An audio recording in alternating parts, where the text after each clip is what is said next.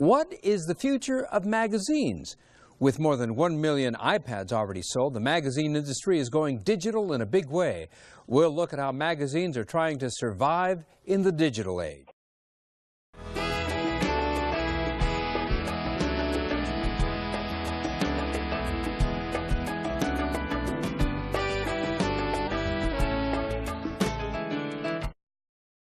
With the advent of Apple's iPad, the Amazon Kindle, and other high-tech products, the publishing industry is evolving dramatically and quickly. And while many printed magazines are struggling, others are hitching their stars to the digital explosion, not just to survive, but to thrive.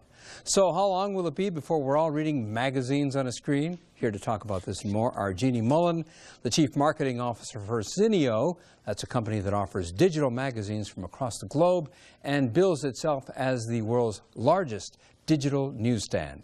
Scott Smith, Director of Digital Strategy and Development for Chicago Magazine. Chicago Magazine works with Zinio to distribute its digital publication.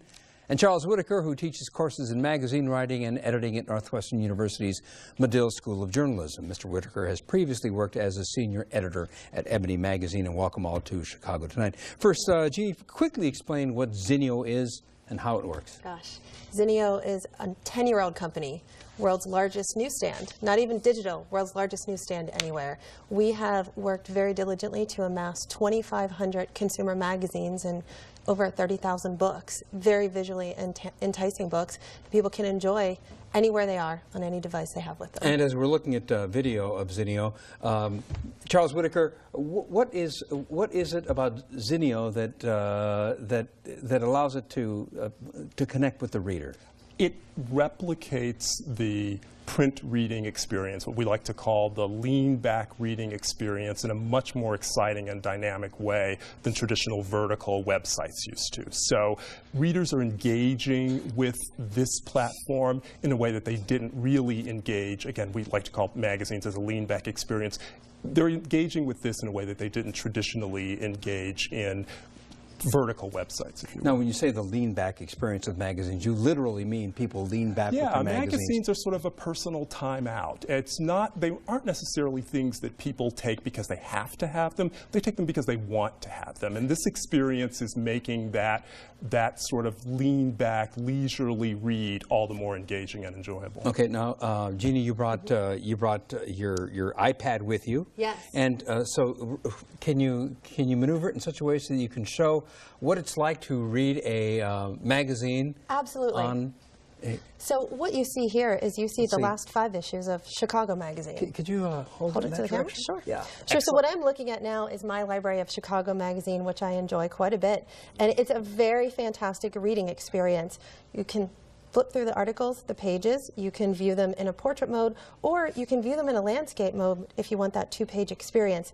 What I especially love about it is when you get to a page that you're interested in, you can tap it to zoom in, or you can click this text button, and what you see is the images go away, and you can actually get larger font for those of us who are getting older to enjoy the reading experience even that much better. And so it gives you a phenomenal way to, as everybody said, sit back, really enjoy what you're doing, browse through, and have a great, fun reading time.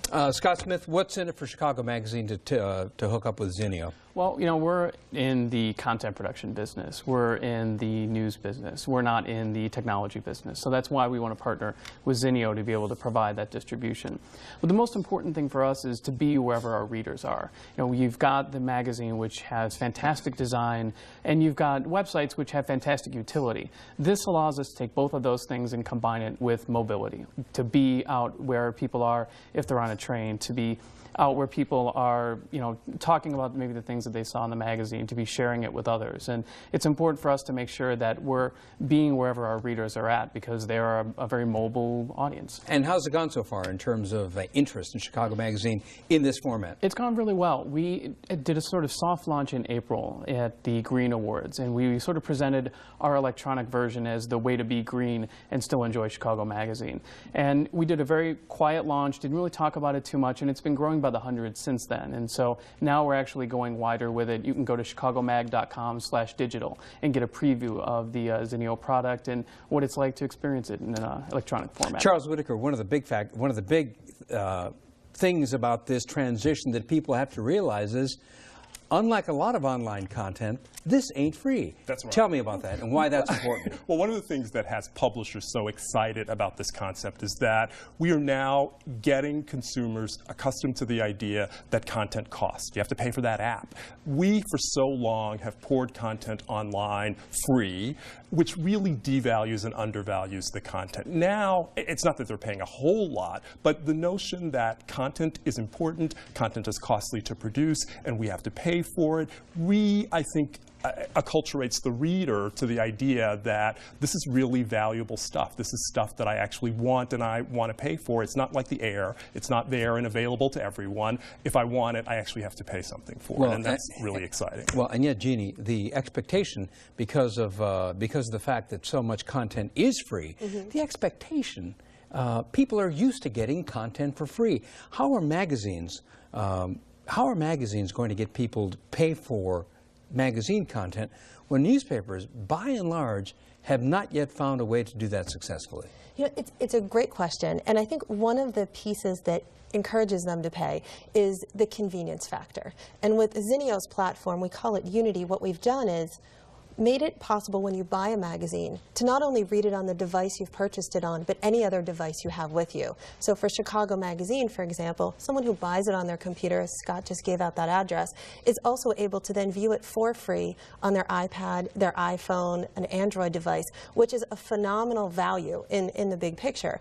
With the other thing that we're seeing is publishers, and this is National Geographic, are actually enhancing their digital content. This is an article that includes a video, and I've turned the sound down, but in the print magazine, you can't get that video. You can't get this information, the added photos, the added content that traditionally has never been accessible in a print format. Now it actually looks like there's added value in a digital magazine compared to the print replica. Scott Smith, right now, you can't go onto Chicago Magazine. Have you ever been able to go onto Chicago Magazine's website and get the entire magazine?